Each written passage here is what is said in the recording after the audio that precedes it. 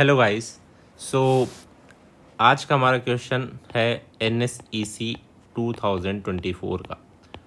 बहुत ही important question है ना।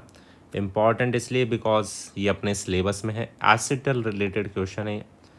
तो आज के इस सेशन में हम एसिटल के बारे में भी बहुत सारी बातें जानेंगे जो सब हमारे सिलेबस में है, एंड इस क्वेश्चन को कैसे सॉल्व करना है वो भी जानेंगे।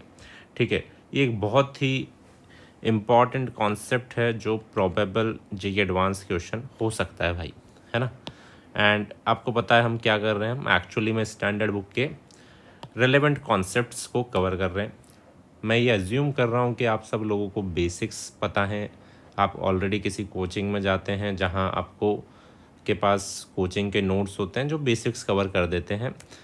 तो ये मैं एज्यूम कर रहा हूँ, तो मैं पूरा बेसिक्स नहीं कवर कर रहा हूँ अभी for now, but in coming time मैं डेफिनेटली ऐसा करूँगा कि मैं पूरा लेक्चर बाय लेक्चर हर चैप्टर को कवर कर दूँगा बहुत ही फास्ट तरीके से।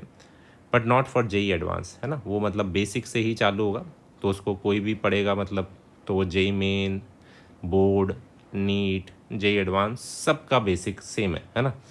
तो वो सब कवर कर सकता है वहाँ से, तो वो होगा बट इन कमिंग टाइम। अभी हम जेई एडवांस स्पेसिफिक कुछ कॉन्सेप्ट्स, ज़्यादा कॉन्सेप्ट्स नहीं है भाई, बेसिक्स सबको आता है। उसके अलावा जो स्टैंडर्ड बुक्स में कुछ कुछ माल मटेरियल है जो अपने सिलेबस में है वो सब हम कवर कर रहे हैं भाई, है ना। तो ये कॉम्प्लीमेंट्री है ना, ऐसा मत समझो कि भैया सिर्फ इसी को पढ़ना है। This is complementary.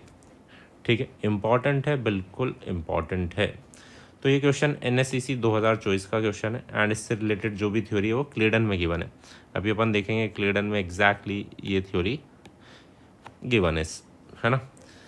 तो ये जो कंपाउंड होता है इसको बोलते हैं ऑर्थोएस्टर्स।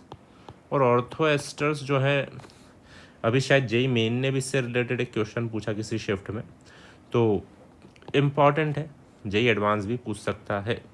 ठीक है, तो इस क्वेश्चन को समझते हैं, लेकिन सबसे पहले कुछ थ्योरी जानते हैं एसिटल के बारे में जो बहुत ही इंपॉर्टेंट है भाई, है ना। मतलब बहुत ही बेसिक बातें भी मैं आपको बताने वाला हूँ एसिटल के बारे में, तो बहुत ही ध्यान से सुने।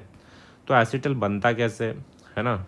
सबसे पहले एसिटल होता क्या है, तो डाई अल्कोक्सी, है ना, जैम डाई अल्कोक्सी कंपाउंड्स को अपन एसिटल बोलते हैं।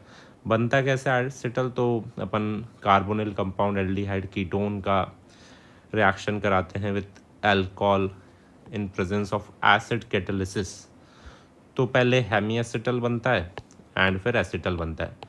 तो पहली बात, तो इम्पॉर्टेंट बात तो ये याद रखनी है कि जो हेमी एसिटल है वो तो दोनों कैटालिसिस में बन सकता है, H+OH- कुछ भी आप एज ए कैटालिस्ट यूज़ करो, हेमी एसिटल बन सकता है। ठीक है, H+ यूज़ करोगे तो कार्बोनिल जो है अच्छा इलेक्ट्रोफाइल बन जाएगा, और OH- यूज़ करोगे तो जो अल्कोहल है वो अच्छा न्यूक्लियोफाइल बन जाएगा और आपका रिएक्शन फास्ट हो जाएगा। तो both acid and base catalysis work in forming of hemiacetal. लेकिन अगर आपको हेमी एसिटल से एसिटल तक जाना है तो आपको एसिड कैटालिसिस का ही यूज़ करना पड़ेगा। मतलब बेसिक कैटालिसिस में आप एसिटल नहीं बना सकते हो, है ना। तो हेमी एसिटल से आपको एसिटल जाना है तो only catalysis that will work is acid catalysis. तो ये बात आपको याद रखनी है, क्योंकि बेसिक में क्या होगा, क्यों ये वापस से बैकवर्ड चला जाएगा भाई, बेसिक में तो टूट के, है ना, O- बनेगा और आप समझते हैं कि भैया ये निकल जाएगा, है ना। तो बेसिक कैटालिसिस वर्क नहीं करती है on going from hemiacetal to acetal. तो एसिटल बनाना है एसिड कैटालिसिस यूज़ करना पड़ेगा, हेमी एसिटल बनाना है दोनों में से कुछ भी यूज़ करो। ठीक है, तो ये पूरा इस मैकेनिज्म लिखा हुआ है एसिटल फॉर्मेशन का। पहले प्रोटोनेशन हुआ एसिडिक मीडियम में लिख रहे हैं हम, फिर अल्कोहल अटैक करता है, फिर अपन देख सकते हैं हेमी एसिटल इंटरमीडिएट बनता है, एंड पूरा स्टेप्स बाय स्टेप्स अपन इसको चेक कर सकते हैं। ठीक है, इस रिएक्शन में अपन देख रहे हैं कि जो वाटर है वो निकलता है, ये दिख रहा है मुझे यहाँ से वाटर निकलता हुआ। तो अगर मुझे इक्विलिब्रियम को फॉरवर्ड ले जाना है, एसिटल बनाना है, तो मुझे वाटर को कम्प्लीटली रिमूव करना पड़ेगा, है ना। तो कंटिन्यूसली रिमूव करना पड़ेगा। तो रिमूवल ऑफ वाटर से इक्विलिब्रियम फॉरवर्ड शिफ्ट हो सकता है। और क्या तरीका है कि इक्विलिब्रियम फॉरवर्ड शिफ्ट हो जाए, तो मैं एक्सेस अल्कोहल ले लूँ तो भी मैं एसिटल फॉर्मेशन को प्रमोट कर सकता हूँ। ये हम समझते हैं by direct application of Le Chatelier principle, है ना, कि अल्कोहल एक्सेस में लोगे तो reaction will go in that direction जिसमें अल्कोहल कंज्यूम हो रहा है। ठीक है सर, तो फॉरवर्ड रिएक्शन चली जाएगी। तो एसिटल का ईल्ड बढ़ाना हो आपको, ईल्ड, तो क्या चीज़ है जो आप कर सकते हो? आप कर सकते हो कि आप वाटर को कंटिन्यूसली रिमूव करो, है ना, इसको निकालो, या तो आप रिएक्टेंट को एक्सेस में ले लो भैया। तो अल्कोहल एक्सेस में ले लेते हैं भैया, ये अपन कर देते हैं। ठीक है सर, ये बात हो गई। तो ये तो एसिटल फॉर्मेशन अपन ने देख लिया। अब एसिटल फॉर्मेशन में कुछ समस्या आती है। ये पूरा स्टेप इक्विलिब्रियम पे रहता है ना। अब ये जो इक्विलिब्रियम है ये फेवरेबल नहीं है। क्यों नहीं है भाई? तो रीज़न है, आप देखो, जब आप कार्बोनिल कंपाउंड से एसिटल बना रहे हो तो आप क्या कर रहे हो, 1 मोल कार्बोनिल, 1 इक्विवेलेंट कार्बोनिल पर आपको 2 इक्विवेलेंट अल्कोहल लेने पड़ेंगे और आपको ये कंपाउंड मिलेगा। तो इधर कितने स्पीशीज़ हैं? इधर 3 स्पीशीज़ हैं, टोटल 3 मोल लिया आपने, ऐसा समझ लो। और इधर कितने बन रहे हैं? टोटल 2 स्पीशीज़ बन रहे हैं, है ना। तो आप देख रहे हैं there is a significant reduction in entropy. तो एसिटल फॉर्मेशन में जो डेल्टा एस है वो हो जाता है नेगेटिव।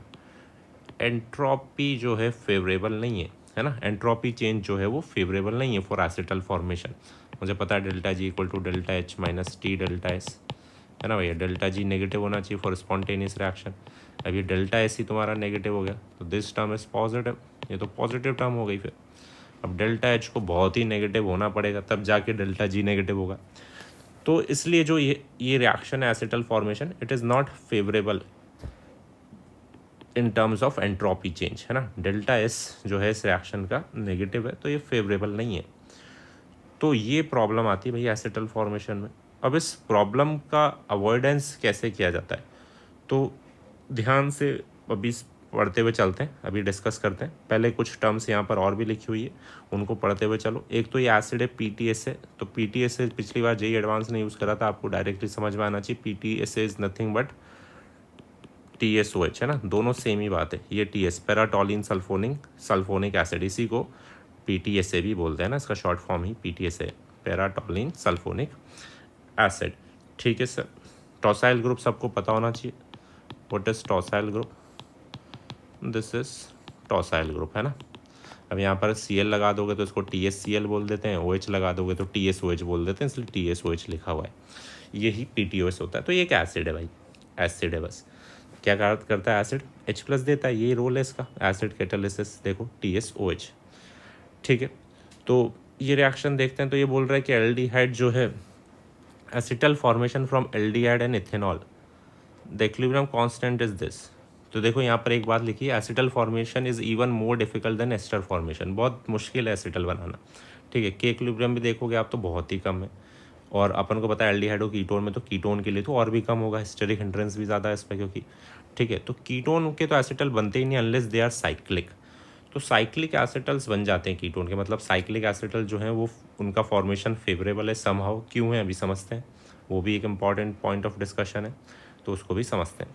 ठीक है, बट फिर भी हम इस रिएक्शन को फेवरेबल बना सकते हैं बाय रिमूविंग वाटर और यूजिंग एक्सेस ऑफ अल्कोहल, ऐसा ये बोल रहा है। ठीक है, लेकिन कीटोन के लिए ये मेथड भी काम नहीं करते हैं, तो उसके लिए जो है कुछ मॉलिकुलर सीव्स लेनी पड़ती है। सीव्स मतलब छलनी, जियोलाइट्स यूज़ करते हैं, तो उससे वाटर को लगातार रिमूव करते रहते हैं।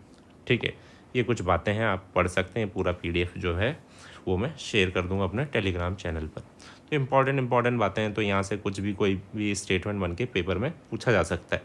ठीक है, तो पढ़ लेना बस एक बार।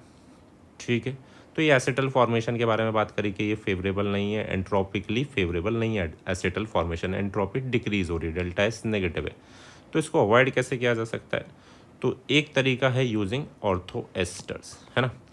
और उससे पहले ऑर्थो एस्टर्स पे जाने से पहले एक सिंपल तरीका हम जान लेते हैं, विच इज़ इक्वली इम्पॉर्टेंट, कि भाई हम साइक्लिक एसिटल्स बना क्यों पा रहे थे ईजिली। बिकॉज अगर आप देखोगे साइक्लिक एसिटल बनाओगे तो आपको क्या लेना पड़ेगा, आपको डायोल लेना पड़ेगा, और डायोल लोगे आप तो साइक्लिक एसिटल आपका बन जाएगा, है ना, लाइक दिस। साथ में वाटर भी निकल जाएगा।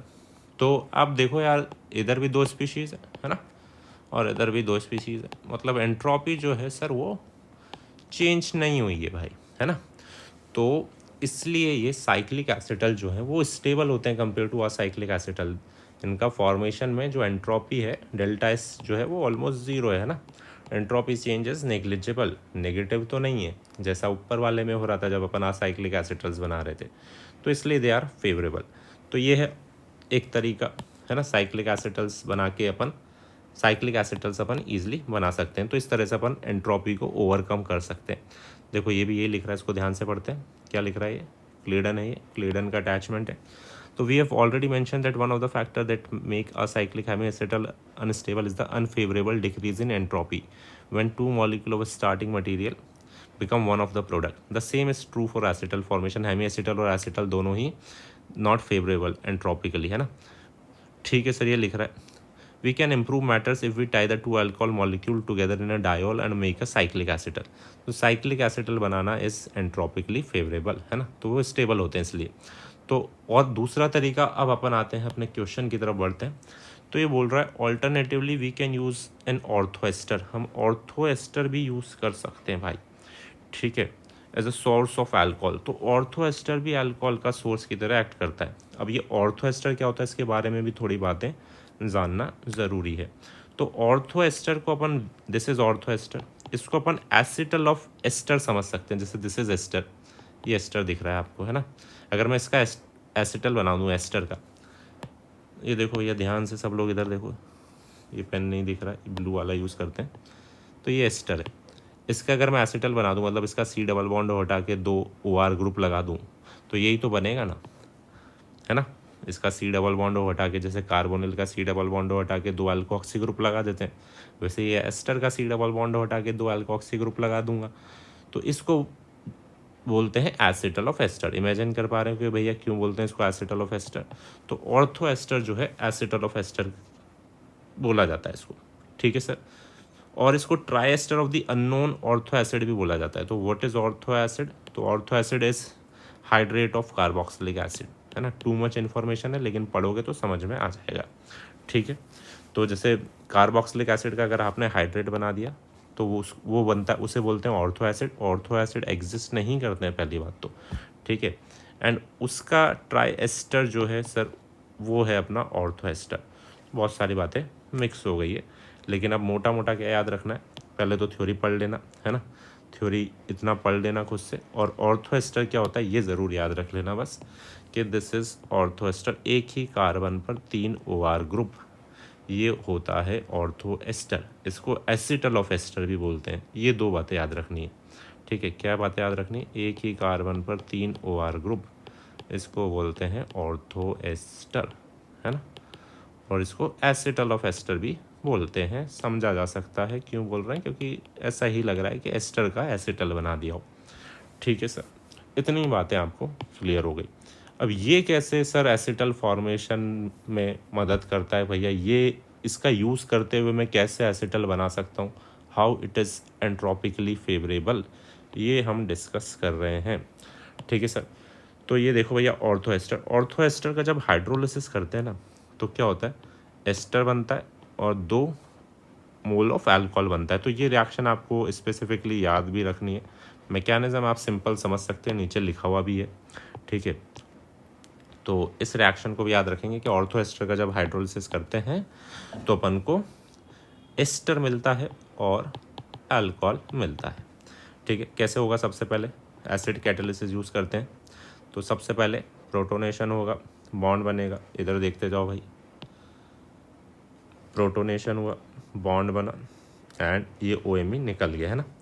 वापस फिर वाटर अटैक करेगा, हाइड्रोलिसिस कर रहे हैं तो वाटर तो है ही सही, फिर अटैक होगा, सेम OH जुड़ा, फिर अगेन एक OMe निकल जाएगा। तो इस तरह से एस्टर बन जाएगा। जैसे एसिटल का अपन हाइड्रोलिसिस करते हैं, सेम मैकेनिज्म है, सेम मैकेनिज्म है। तो जब इसका हाइड्रोलिसिस करते हैं तो एस्टर बनता है और 2 मोल्स ऑफ अल्कोहल बनता है। तो ये वाली रिएक्शन की बात कर रहा हूँ, तो ये रिएक्शन याद रखें। अब देखो भैया, अब आया सबसे काम का चीज़, है ना, जो जो क्वेश्चन था अपन उसको सॉल्व करेंगे अपन यूजिंग दिस नॉलेज, ठीक है सर। तो कीटोन्स और aldehyde can undergo at acetal exchange with ortho ester. तो भैया ऑर्थो एस्टर मतलब एसिटल ऑफ एस्टर, तो जब कीटोन या एल्डिहाइड की रिएक्शन ऑर्थो एस्टर से कराते हैं तो एसिटल एक्सचेंज रिएक्शन हो जाती है। एसिटल एक्सचेंज रिएक्शन मतलब इधर से सर 2 OR ग्रुप निकल कर इधर जुड़ जाते हैं। दिख रहा है क्या? दिख रहा है, दिख रहा है सर, दिख रहा है ना। तो इसको बोलते हैं एसिटल एक्सचेंज रिएक्शन। ठीक है सर। ये किस में कन्वर्ट हो जाता है? ये जब भी 2 OMe लूज़ करेगा, जैसे अभी ऊपर देखा था अपन ने, इसके हाइड्रोलिसिस में इसने लूज़ करे थे तो क्या बन गया था? एस्टर। तो ये तो एस्टर में कन्वर्ट हो जाता है। इसका नाम भी आप समझ सकते हैं, ट्राईमिथाइल ऑर्थोफॉर्मेट, है ना। एक कार्बन इसलिए फॉर्मेट आया, और 8 क्यों आया? एस्टर के लिए आया, है ना। तो नाम समझ सकते हैं। ठीक है, तो ये बन गया इधर एस्टर और इधर बन गया सर एसिटल। तो ये रिएक्शन हो गई भाई, इसको बोलते हैं एसिटल एक्सचेंज रिएक्शन। तो कभी भी अपन जब ऑर्थो एस्टर का रिएक्शन एल्डिहाइड कीटोन से कराते हैं तो ortho ester will converted into ester. वो अपने 2 OR ग्रुप लूज़ कर देता है ना, और एस्टर बना देता है। डायरेक्टली याद करने का तरीका बता रहा हूँ। और जो एल्डिहाइड कीटोन है उस पर उसके 2 R ग्रुप जाके जुड़ जाते हैं ना, 2 एल्कोक्सी ग्रुप जाके जुड़ जाते हैं। तो ये बन गया सर। ठीक है सर। अब इस रिएक्शन में देखो आपका एसिटल भी बन गया। This reaction is entropically favourable. इधर भी 2 स्पीशीज़ हैं, इधर भी 2 स्पीशीज़ हैं। एंट्रोपी में कोई चेंज नहीं हुआ है। और इस रिएक्शन का एक खास बात और है कि भैया जब अपन यहाँ पर एसिटल बनाएंगे तो जो वाटर निकलेगा वो water will further hydrolyse this ortho ester. तो ये ऑर्थो एस्टर जो है, the water produce is taken out of the equilibrium by hydrolysis of ortho ester. तो ये और वाटर जो है ये भी कंटिन्यूसली रिमूव होता जाएगा। क्यों? बिकॉज ये ऑर्थो एस्टर हाइड्रोलाइज होता जाएगा। तो अपन इनिशियली थोड़ा सा वाटर डालते हैं इस रिएक्शन में, है ना। तो क्या होता है, ये ऑर्थो एस्टर हाइड्रोलाइज होता है, ये बनता है, और 2 अल्कोहल बनता है ना। ये देखा अपन ने, ये वाली रिएक्शन को फॉलो करो। और ये 2 जो MUH है वो जाके यहाँ पर जुड़ जाते हैं, तो इसका एसिटल बन जाता है। ठीक है, जब इसका एसिटल बनता है कार्बोनिल का, तो अपन को पता है वाटर निकलता है। तो जो वाटर निकलता है वापस से सेम प्रोसेस, तो वो इसको फिर हाइड्रोलाइज कर देता है। और ये reaction as like a chain reaction चलती रहती है भाई, है ना। तो एंट्रोपिकली फेवरेबल है, वाटर भी कंटिन्यूसली रिमूव हो रहा है। तो ये बहुत ही बढ़िया तरीका है to produce acetals. Normal aldehyde ketone से बनाएंगे अपन असाइक्लिक एसिटल तो बनाना मुश्किल है। क्यों? एंट्रोपिकली फेवरेबल नहीं है। साइक्लिक एसिटल बना सकते हैं, क्यों? Because it is entropically favourable. या दूसरा तरीका अपन ऑर्थो एस्टर यूज़ कर सकते हैं। ऑर्थो एस्टर क्या होते हैं? तो अपन को पता है कि they are acetal of esters, है ना। इतनी बात बोली। उनका हाइड्रोलिसिस करते क्या बनता है? ये बनता है। ये वाली रिएक्शन याद रखेंगे सब। ठीक है सर। अब और जब अपन ऑर्थो एस्टर का रिएक्शन एल्डिहाइड कीटोन से कराते हैं तो क्या होता है? एसिटल एक्सचेंज रिएक्शन होता है। ठीक है, ये रिएक्शन एंट्रोपिकली भी फेवरेबल है, और जो वाटर निकल रहा है वो भी कंज्यूम होता जा रहा है by hydrolysis of ortho ester. तो ली चैटलियर प्रिंसिपल से भी रिएक्शन फॉरवर्ड चली जाएगी। तो it is one of the best method to produce acetals. ये एक अच्छा तरीका है एसिटल बनाने का। अब क्वेश्चन पर आ जाओ, फिर आगे की बात और करेंगे। पहले अब क्वेश्चन सॉल्व कर लेते हैं अपन। ठीक है, तो क्वेश्चन को देखते हैं। ये क्वेश्चन गिवन है आपको। तो ऑर्थो एस्टर दे रखा है, ट्राइथाइल ऑर्थो फॉर्मेट। फॉर्मेट क्यों यूज़ हुआ? एक कार्बन है, समझ में आ रहा है। ट्राइथाइल क्यों यूज़ हुआ? 3 इथाइल वाला ग्रुप लगे हुए हैं। ठीक है, समझ सकते हो, है ना, कॉमन नेम से। ये अक्राइल एल्डिहाइड लिया, इसका NH4NO3, ये क्या H+ का सोर्स है ना, वाटर होगा थोड़ा इसमें। तो जब अपन ने ये रिएक्शन कराई तो कौन सा रिएक्शन हुआ? एसिटल एक्सचेंज रिएक्शन हुआ। आपको दिखना चाहिए कि ये जो अक्राइल एल्डिहाइड था वहाँ पर सर अपने ऑर्थो एस्टर के 2 OR ग्रुप आकर जुड़ गए, OET OET। तो यहाँ से 2 OET गए और इस पर आके जुड़ गए। दिख रहा है? दिख रहा है। और इधर क्या बन के रह जाएगा? इधर बन के रह जाएगा एस्टर। ये रिएक्शन मैंने आपको बता दिए, पूरा वीडियो वापस से देख लेना। ठीक है सर। तो ये रिएक्शन हो गई। तो this reaction is acetal exchange reaction. Yes, this is acetal exchange reaction. Rearrangement reaction नहीं है ये, रीअरेंजमेंट थोड़ी हुआ है भाई इसमें। सो एसिटल एक्सचेंज रिएक्शन है। Conventional reaction of acrylaldehyde and ethanol will produce better yield of acetal. तो ये बोल रहा है कि यार ये आपने एल्डिहाइड तो ले लिया, आप सिंपल इथेनॉल ले लेते तो बेटर यील्ड ऑफ एसिटल बनता, जो अपना यूजुअल मेथड है ना। कार्बोनिल प्लस अल्कोहल से एसिटल बनाने का, तो ये मिलता क्या बेटर यील्ड? नहीं मिलता। क्यों? एंट्रोपिकली फेवरेबल नहीं है। ठीक है सर, और वाटर भी कंटिन्यूसली रिमूव करना पड़ता है। इस रिएक्शन में सर एंट्रोपिकली फेवरेबल भी, और जो वाटर प्रोड्यूस होता है वो भी ऑर्थो एस्टर के हाइड्रोलिसिस से रिमूव हो जाता है, जो स्टेटमेंट डी है। So statement D is also right, A is also right. So answer क्या हो जाएगा? A and D. तो ये एक अच्छा सवाल है भाई, है ना, क्लेडन का थ्योरी से पूरा किया जा सकता है, और ये सारी बातें अभी तक अपन सीखते हुए चल रहे हैं, है ना। ठीक है सर, अब और आगे बढ़ लेते हैं, थोड़ी सी इन्फॉर्मेशन और है। Acetal hydrolyse only in presence of acid, है ना, या बेसिक्स बातें बता रहा हूँ मैं, एकदम बेसिक बातें। तो एसिटल जो है बेसिक मीडियम में स्टेबल होते हैं, सिर्फ एसिडिक मीडियम में ही दे हाइड्रोलाइज टू रेस्पेक्टिव कार्बोनिल, ये बात भी पता है। ठीक है, बेसिक मीडियम में स्टेबल होते हैं। तो एसिटल बनता किस मीडियम में है? एसिडिक मीडियम में, और टूटता भी किसी मीडियम में है? एसिडिक मीडियम में। हेमी एसिटल दोनों मीडियम में बन सकता है, दोनों कैटालिसिस का यूज़ करके बन सकता है, और दोनों मीडियम में अनस्टेबल है। अनस्टेबल भी दोनों में, वो बेस डालोगे तो भी टूट जाएगा, एसिड डालोगे, डाइल्यूट बेस, डाइल्यूट एसिड, कुछ भी डालोगे, it will get back to respective carbonyl, है ना। तो अनस्टेबल बन भी दोनों में सकता है ना। ये हेमी एसिटल के लिए। एसिटल के लिए क्या है कि वो बनेगा भी एसिड कैटालिसिस में और टूटेगा भी एसिडिक डाइल्यूट एसिड के साथ ही, है ना। ठीक है सर, ये सब आप पढ़ चुके हैं। अब ये एक और बात देख लो यार, ये भी एक सिंपल सा क्वेश्चन है बट अच्छा बन सकता है। दिस इज़ फ्रॉम जेरी मार्च का ये एक पेज है। तो आपसे रेट ऑफ हाइड्रोलिसिस ही पूछ ले, वो सिंपल, कि भैया आपको कुछ एसिटल्स दे दे और रेट ऑफ हाइड्रोलिसिस पूछ ले, तो कैसे करेंगे? तो अपन ने मैकेनिज्म देखा भी था, जेरी मार्च का भी मैंने भी सेम ही मैकेनिज्म दिया हुआ है। तो अपन को पता है कि भैया ये स्लो स्टेप में यहाँ पर कार्बोकेटाइन बनता है, तो जितना स्टेबल कार्बोकेटाइन बनेगा उतना ज़्यादा रेट ऑफ हाइड्रोलिसिस हो जाएगा। तो अपन देख सकते हैं यार, जब अपन ऑर्थो एस्टर ले रहे थे तो वहाँ पर 3 OR ग्रुप थे, तो सबसे स्टेबल कार्बोकेटाइन, एक OR निकालने के बाद जब कार्बोकेटाइन बनाओगे तो ऑर्थो एस्टर में बनेगा ना भैया, बैक बॉन्डिंग होगी, ये 2 ऑक्सीजन की तरफ लोन पेयर डिलोकलाइज होंगे। तो ऑर्थो एस्टर का जो हाइड्रोलिसिस का रेट है वो बहुत ज़्यादा है, सबसे ज़्यादा ऑर्थो एस्टर का है। फिर उसके बाद सिंपल इलेक्ट्रॉनिक इफेक्ट लगा के आप देख सकते हैं भाई, 2-3 OR, तो 1 OR निकल जाएगा, 2 OR बचेंगे, rate carbocation will be very stable, rate ज़्यादा। इधर भी बैक बॉन्डिंग तो होगी, सही, बैक बॉन्डिंग इधर भी होगी, बट इधर अल्काइल ग्रुप ज़्यादा है। बाकी सब नॉर्मल कार्बोकेटाइन स्टेबिलिटी से आप देख सकते हैं। तो सिंपल कार्बोकेटाइन स्टेबिलिटी से आप आंसर कर सकते हैं। अगर ये मैं नहीं बताऊंगा और पेपर में ऑर्थोस्टर का हाइड्रोलिसिस का रेट आएगा, तो ऐसा मैं मान रहा हूँ कि 50-50 आप सही करोगे, गलत करोगे, ज़्यादा दिमाग लगाओगे गलत भी कर सकते हो। बाकी सिंपल अगर फंडा लगाओगे कि कैटायन बना के स्टेबिलिटी चेक करना है, तो आंसर सही आएगा। ऑर्थोएस्टर जो है सबसे फास्ट हाइड्रोलिसिस शो करेंगे। तो ये भी एक इम्पॉर्टेंट क्वेश्चन यहाँ पर बन सकता है। तो दिस इज़ ऑल। अब ये भी देख लो भैया, साइक्लिक एसिटल्स ज़्यादा स्टेबल हैं देन असाइक्लिक वन, तो समझ में आता है। एंट्रोपी फैक्टर पढ़ो, इसको क्या लिखा हुआ है इसको पूरा पढ़ सकते हो। Again we have entropic factor to think for their stability, है ना। साइक्लिक एसिटल जो है डेल्टा एस जो है अपने अगेंस्ट नहीं है, नेगेटिव नहीं है एटलीस्ट। ठीक है, वाटर फिर भी जनरेट हो रहा है तो उसको हटाना पड़ता है, ये भी एक इम्पॉर्टेंट बात है, ध्यान से देखना भैया इधर। तो ये पॉसिबल भी अपन यहाँ पर डिस्टिलेशन यूज़ कर सकते हैं। सिंपल असाइक्लिक जब अपन एसिटल्स बना रहे थे, अपन अल्कोहल यूज़ कर रहे थे और उसमें वाटर था बन रहा था, तब वहाँ पर मैं डिस्टिलेशन यूज़ नहीं कर सकता हूँ। क्यों? क्योंकि अल्कोहल भी तो फिर डिस्टिल हो जाएगा ना भाई।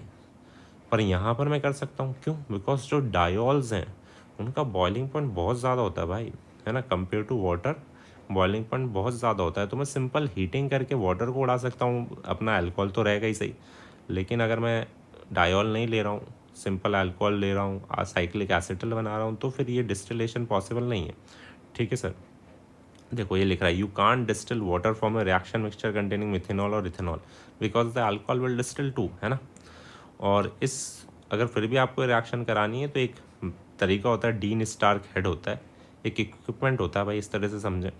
ठीक है, तो उस मेथड से कर सकते हैं, बट वो हमें नहीं जानना है। ठीक है, अब एसिटल का यूज़ कहाँ होता है, तो ये सबको पता है, they are use as a protecting group की तरह यूज़ होते हैं, है ना। एल्डिहाइड कीटोन को प्रोटेक्ट कर लेते हैं, और अगर एल्डिहाइड और कीटोन दोनों दे रखें तो किसको प्रोटेक्ट करेंगे? एल्डिहाइड को प्रोटेक्ट करेंगे। क्यों? क्योंकि एसिटल बनता कैसे? न्यूक्लियोफिलिक एडिशन रिएक्शन से, और किसकी रेट ज़्यादा होती है न्यूक्लियोफिलिक एडिशन रिएक्शन में? एल्डिहाइड की। तो ये सब बेसिक फैक्ट्स हैं जो आपको पता होने चाहिए। अब ये पूरा PDF जो है मैं टेलीग्राम चैनल पर भेज दूंगा, ध्यान से पढ़ना। सवाल अच्छा है, टू मच इन्फॉर्मेशन है तो दिमाग घूम गया होगा, बट पढ़ लेना। और जो जो मैंने चीज़ें इंपॉर्टेंट बोली है, बस 2-3 चीज़ें इंपॉर्टेंट बोली है, तो उसको अपनी कॉपी में लिख लेना, ठीक है। चलो मिलते हैं नेक्स्ट वीडियो में। एंड अपकमिंग टाइम में अपन जो है डिटेल वीडियोस भी बनाएंगे, मतलब चैप्टर वाइज, लेक्चर वाइज, है ना। बट उसमें अभी टाइम है, तो ऐसा मत समझो कि मैं एकदम बेसिक से अभी पढ़ा रहा हूँ तुम्हें एडवांस के लिए। वो सब तुम्हारे पास नोट्स में है, उसको पढ़ो। ये बस मैं एक्स्ट्रा चीज़ें बता रहा हूँ कि कुछ एक आध क्वेश्चन आपका बैठ जाए लाइक दिस। मतलब एक क्वेश्चन का भी वैल्यू बहुत होता है एडवांस में भाई। अगर एक आध क्वेश्चन भी बैठ गया तो अच्छा ही रहेगा भाई, नंबर बहुत अच्छे हो जाएंगे, रैंक अच्छी हो जाएगी, ठीक है। तो इसलिए इस वे में यूज़ करें इस चैनल का। चलें मिलते हैं नेक्स्ट वीडियो में।